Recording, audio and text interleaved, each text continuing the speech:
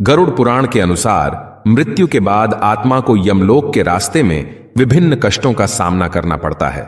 जिस व्यक्ति ने अपने जीवन में बुरे कर्म किए होते हैं उसे मार्ग में न केवल भयंकर यातनाएं दी जाती हैं, बल्कि यमदूत उसे इतना प्रताड़ित करते हैं कि वह आत्मा अपने जीवन में किए गए हर पाप को याद करके रोती है और क्षमा मांगती है। पापी आत्माओं को एक के बाद एक अलग अलग सजाएं दी जाती हैं। इन्हीं सजाओं में से एक है यमलोक के रास्ते में मिलने वाली भयंकर वैतरणी नदी के कष्ट। यमलोक के दक्षिणी द्वार के मार्ग में आने वाली वैतरणी नदी कोई साधारण नदी नहीं है, बल्कि यह नदी पापी आत्माओं को कष्ट देने के लिए ही बनाई गई है। यह नदी कितनी भयानक है, इसका अंदाजा आप इसी बात से लगा सकते हैं कि गरुड़ पुराण में भगवान विष्णु ने इस नदी का वर्णन करने से पहले पक्षीराज गरुड़ को सचेत किया था कि वह भी इसका वर्णन सुनकर डर जाएंगे, क्योंकि वैतरणी नदी के कष्ट इतने भयावह हैं कि जो व्यक्ति इसे सुन ले वह निश्चय ही पाप कर्मों को छोड़कर सत्कर्म करने के लिए प्रेरित हो जाएगा। खून, मवाद और हड्डियों से भरी इस नदी की विशेषता यह है कि यह केवल पापी आत्माओं को ही कष्ट देती है, जबकि पुण्य आत्माएं इसे आसानी से पार कर जाती हैं। तो आइए इस वीडियो में जानते हैं कि इस नदी का नाम वैतरणी क्यों है, यह नदी आखिर है कहां, देखने में यह नदी कैसी दिखती है और पापी आत्माओं को यह नदी क्या क्या कष्ट देती है, किन व्यक्तियों को वैतरणी नदी में फेंका जाता है और गरुड़ पुराण में ऐसा कौन सा विशेष कर्म बताया गया है जिसे करने पर वैतरणी नदी के कष्ट नहीं भोगने पड़ते। इन सारे प्रश्नों के उत्तर आपको इस वीडियो में मिलेंगे, लेकिन आगे बढ़ने से पहले आपसे प्रार्थना है कि हमारे चैनल वैदिक ज्ञान संगम को सब्सक्राइब करें और कमेंट बॉक्स में जय श्री नारायण लिखकर परमात्मा को अपना आभार व्यक्त करें।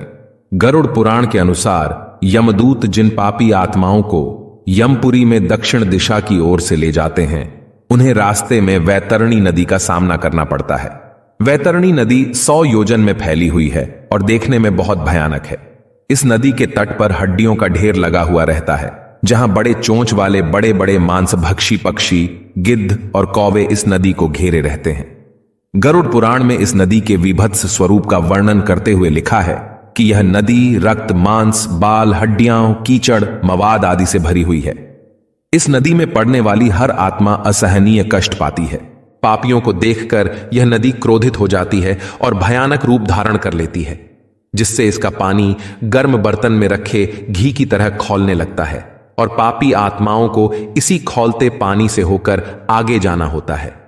इतना ही नहीं, नदी में लगातार भयंकर बिजली और तूफान आता रहता है, जो इसके स्वरूप को और भी डरावना बना देते हैं। यह नदी विभिन्न प्रकार के जहरीले कीड़े, घड़ियाल, मगरमच्छ जैसे मांसाहारी जानवरों से भरी है, जो लगातार पापी आत्माओं को काटते और उनके मांस को खाते रहते हैं। जैसे ही कोई पापी आत्मा इस नदी में प्रवेश करती है, इस नदी का पानी 12 सूर्यों की गर्मी के समान तपने लगता है। इस भीषण गर्मी के कारण पापात्माओं को बहुत कष्ट होता है। वह यमदूतों से बार बार प्रार्थना करती हैं कि वह उन्हें उसे नदी से निकाल लें, लेकिन यमदूत उन्हें भाला से मारते हुए उनके बुरे कर्मों को याद दिलाते हैं। वह आत्मा मन की पीड़ा और इस भयंकर गर्मी से बचने का रास्ता ढूंढती हैं, और फिर जब वह गर्मी और आत्मग्लानि का दर्द सहन नहीं कर पाती तो बेहाल होकर उस बदबूदार पानी में डुबकी लगा देती हैं। इसके अलावा श्री नारायण ने पक्षीराज गरुड़ को बताया कि ऐसी पापी आत्माएं भी हैं जो युगों युगों से इस वैतरणी नदी में पड़ी हुई हैं। वे लगातार उस सड़े हुए गंदे पानी में अपनी मुक्ति के लिए प्रार्थना कर रही हैं, लेकिन उन्हें मुक्ति नहीं मिलती, क्योंकि उन्होंने अपने जीवन काल में ऐसे अपराध किए थे जिनकी सजा बहुत लंबी है। जो लोग अपने आचार्यों, गुरुजनों, माता पिता, बड़े बुजुर्गों का अनादर करते हैं अथवा उन्हें बुरा भला कहकर उन पर हाथ उठाते हैं, मरने के बाद उन्हें इसी वैतरणी नदी में फेंक दिया जाता है, जिससे वह अपने कर्मों का प्रायश्चित कर पाए। इनके अलावा जो व्यक्ति एक पवित्र, सदाचारी और धर्मपरायण पत्नी को किसी और स्त्री के लिए छोड़ देता है या उसे धोखा देता है, उसके साथ दुर्व्यवहार करता है, ऐसी आत्माओं को कई युगों तक इस नदी के घृणित पानी में रहना पड़ता है। जो लोग जीवित रहते हुए अपने स्वार्थ के लिए गुरुओं, मित्रों, तपस्वियों, स्त्रियों, बच्चों और बूढ़ों की हत्या करते हैं, उन्हें युगों युगों तक इस महाभयंकर नदी में रहकर यातना सहनी पड़ती है। इन सब के अलावा स्त्री का बलात्कार करने वाला, गर्भपात कराने वाला या उसमें सहायता करने वाला किसी के घर में आग लगाने वाला, किसी को विष देने वाला, दूसरे की पत्नी पर बुरी नजर रखने वाला इस महाभयंकर नदी में अपने पापों को युगों युगों तक भोगते हैं। इसके साथ ही झूठी गवाही देने वाला, मदिरा पीने और पिलाने वाला, यज्ञ में बाधा डालने वाला, अपने भाई या दोस्त की पत्नी के साथ संबंध रखने वाला, पीठ पीछे चुगली करने वाला, कथा में विघ्न डालने वाला, व्यभिचार करने वाला, ब्राह्मण कुल में जन्म पाके भी मांस खाने वाला, मरने के बाद अवश्य ही वैतरणी नदी के कष्ट पाते हैं।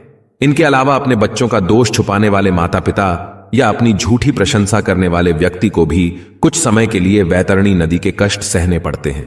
लेकिन नदी का यह स्वरूप सभी आत्माओं के लिए एक समान नहीं होता। यह व्यक्ति के कर्मों पर निर्भर करता है कि उसे इस नदी का कौन सा स्वरूप दिखाई देगा। यदि कोई व्यक्ति अच्छे कर्म करता है, अपनी जिम्मेदारियों का वहन करते हुए परिवार के सदस्यों की देखभाल करता है, अपने परिजनों का विधिपूर्वक कर्मकांड करता है, तो वह आत्मा इस नदी को आसानी से पार कर जाती है। शास्त्रों में दान देने को वितरण शब्द से संबोधित किया गया है। जो व्यक्ति अपने जीवन काल में महादान वितरण करता है, वह इस भयानक नदी को आसानी से पार कर जाता है। इस कारण से नदी का नाम वैतरणी है। यहां पर समझने वाली बात यह है कि वैतरणी नदी को पार कर लेने का अर्थ नर्क की अन्य सजाओं से मुक्ति कदापि नहीं है। जो पापी आत्माएं गोदान करके यहां पहुंचती हैं, वो वैतरणी नदी तो पार कर जाती हैं, लेकिन उन्हें भी उनके कर्मों के अनुसार नर्क की अन्य सजाएं भोगनी पड़ती हैं। इसलिए लोगों को जीवित रहते दान और अच्छे कर्म करना चाहिए। इसलिए हिंदू धर्म में मृत्यु से पहले गौ दान कराया जाता है। ऐसा माना जाता है कि दान और सुकर्म के प्रभाव से मनुष्य को अलौकिक सुख की प्राप्ति होगी। इसलिए दोस्तों, मनुष्य को चाहिए कि वह अपने जीवन काल में अधिक से अधिक सत्कर्म का संग्रह करें, जिससे कि उसे मृत्यु के बाद किसी तरह का कष्ट ना भोगना पड़े। सनातन धर्म में गरुड़ पुराण को भगवान विष्णु का स्वरूप माना जाता है। मान्यता है कि इस धार्मिक ग्रंथ में भगवान विष्णु ने अपने प्रिय वाहन गरुड़ देव के माध्यम से मनुष्य को मोक्ष का मार्ग बताया है। इसलिए व्यक्ति को अपने जीवन काल में कम से कम एक बार गरुड़ पुराण का पाठ अवश्य करना चाहिए। इस पाठ का उद्देश्य किसी और व्यक्ति के लिए हो ना हो, लेकिन स्वयं के लिए होना चाहिए, क्योंकि गरुड़ पुराण के पाठ करने से ही आपको मृत्यु के बाद आत्मा के साथ जो भी अच्छा या बुरा होता है, उसकी सही जानकारी मिल पाती है। दोस्तों, उम्मीद करता हूं कि आपको वैतरणी नदी कहां बहती है, किन आत्माओं को इसका कष्ट सहना पड़ता है और इस नदी को पार करने के लिए क्या काम करने चाहिए, इन सब का उत्तर मिल गया होगा। अगर इस विषय से संबंधित कोई और जानकारी आपको चाहिए तो नीचे कमेंट बॉक्स में लिखकर हमें बताएं। अगर आपको यह वीडियो पसंद आई हो तो वीडियो को लाइक करें और अपने दोस्तों के साथ शेयर करें, और इसी तरह की वीडियो देखने के लिए हमारे चैनल वैदिक ज्ञान संगम को सब्सक्राइब करें। सर्वे शुभम भवतु। आइए मिलते हैं अगली वीडियो में।